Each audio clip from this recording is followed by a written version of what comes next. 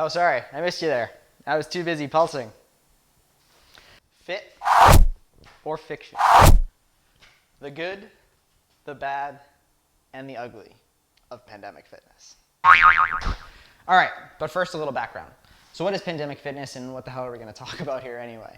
So I'm referring to pandemic fitness as the current state of our industry, right? Coronavirus, the current global pandemic, has turned our industry, health and wellness, on its head. It's forced people indoors and away from others. It's forced gyms to close and pivot their business models online. And it's forced an increased awareness in health and wellness, but with challenges and obstacles that we've never faced as humans before, right? So as the owner of a health and wellness company, I've tried to keep my finger a bit on the pulse of what's been happening, and there has certainly been some good, there's certainly been some bad, and there's been some plain ugly. So this mini-series is meant to kind of bring to light all of those things. We're going to start each time with either a myth or a question or something that I've encountered, and then I'm going to take you through the good, the bad, and the ugly of that particular topic. Hopefully provide you with some excellent, useful resources in the good category, and we'll try to keep things entertaining as well as informative. So thanks for joining. Here we go with episode 1. Episode 1. All classes and resources are created equally. Fiction.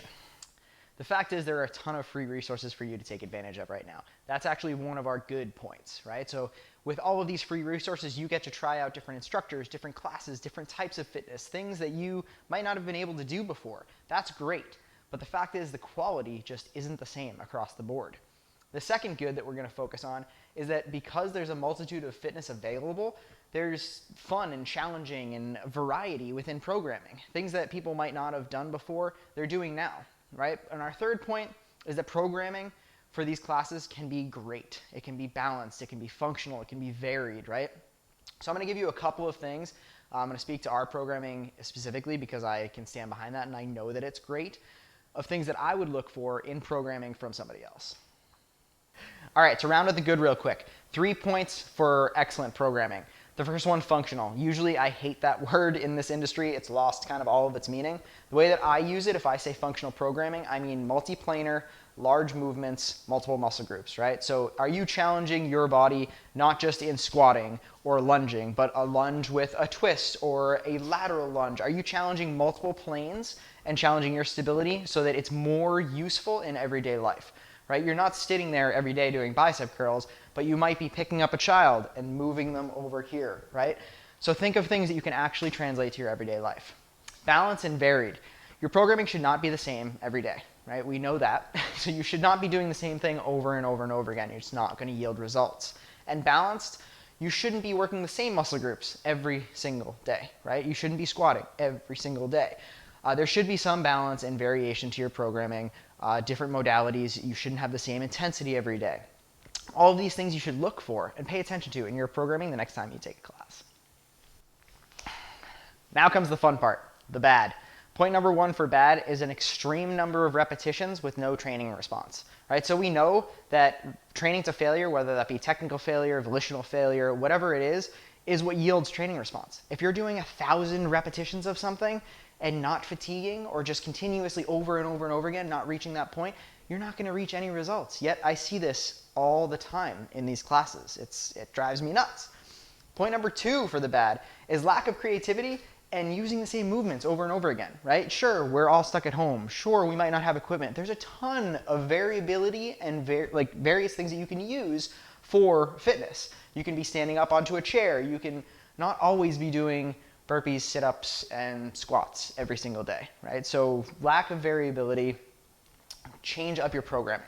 The last one that I'm going to say is, the last bad, is instructors only working out during their classes and not coaching, right? If I'm working out and I'm getting sweaty with you, sure, there's like a, hey, we're doing this together aspect of that, but you lose all of the value of having a coach there, right? I can't coach you if I'm not watching you.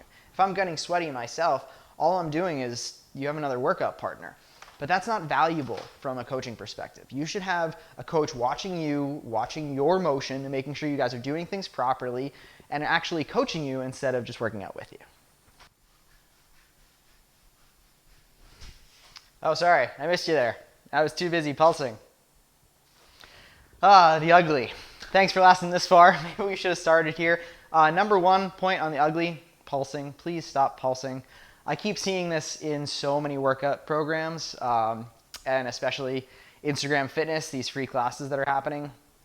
If you are looking for results or a training response, just stop partial range of motion, no effort pulsing. That's simple as that.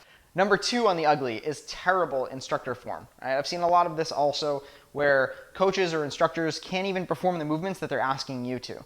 Right? And if you can't successfully perform with the cues that you're giving, the movement that you're coaching, why are you coaching it? You shouldn't be doing that, especially now virtually.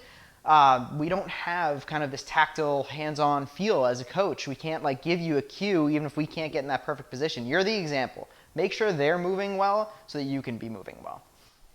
And lastly, number 3 on the ugly is absolute horrendous exercise selection. Okay? If you're teaching a group class and you're programming something as complex as a single arm overhead squat with like a laundry detergent, if you can't get your arm overhead, or if you don't know that your entire audience has even proper squat mechanics, how could you actually program a movement as complex as a single arm overhead squat? Some of this stuff is just crazy, it's ugly, it's terrible. Please stay away from things like that. Follow a program that makes sense for you. All right, we made it. Thanks for watching episode 1, the good, the bad, and the ugly of Pandemic Fitness. This was all about programming and all the free resources that are out there right now. I'm going to link to some of the resources that I stand behind right now for programming and all of the like classes. I'm going to link to Movement Over Everything stuff. We have free Wednesday classes every night at 6:30. We're doing pandemic fitness programs. We're doing our Move Limitless program, which is a remote coaching movement improvement program with physical therapists. We have a bunch of great resources for you guys to help you move well, to make sure that your programming is on point and you're not pulsing for 1,010 reps a day. So again, thank you for joining. I'll see you guys next week.